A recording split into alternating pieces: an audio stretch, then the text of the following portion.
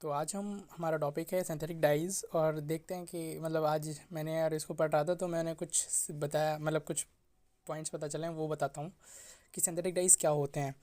तो इंट्रोडक्शन में इसमें बताया है कि सिंथेटिक डाइज जो हैं वो बहुत पुराने हैं, मतलब बहुत पहले से प्राचीन काल से चले आ रहे हैं। इसका 1856 में इसको सबसे पहले खोजा गया था, मतलब बनाया गया था by oxidation of impure aniline का हमने ऑक्सीडेशन किया था तो हमने सिंथेटिक डाइज बनाया था। और डाइस जैसे हम लोग जनरली डाइस के बारे में सुनते हैं तो हमको याद आता है कि कलर्स होते हैं, लेकिन एक्चुअली में ऐसा नहीं है। हम सोचते हैं कि कोई कलर है तो वो डाई है।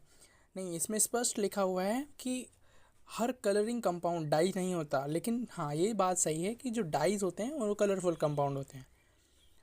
तो जो डाई है वो ज़रूरी नहीं है कि मतलब जो डाई है वो कलरफुल होगा, लेकिन हर कलरफुल कंपाउंड ये ज़रूरी नहीं है कि वो डाई हो।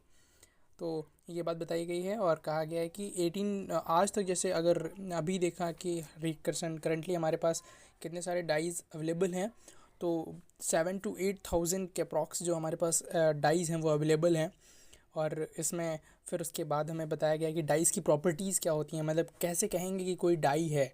तो डाई की बेसिक प्रॉपर्टी ये है कि उसका एक सुटेबल कलर होना चाहिए। फिर दूसरा प्रॉपर्टी ये है कि वो फिक्सिंग इटसेल्फ होना चाहिए, मतलब उसको हम एक मॉर्डेंट होता है जो कि रिएजेंट की तरह यूज़ करते हैं। मॉर्डेंट को हम इजीली अगर रिएक्शन कराते हैं डाई से तो वो हमारे किसी फैब्रिक में अटैच होने के लिए मदद करता है।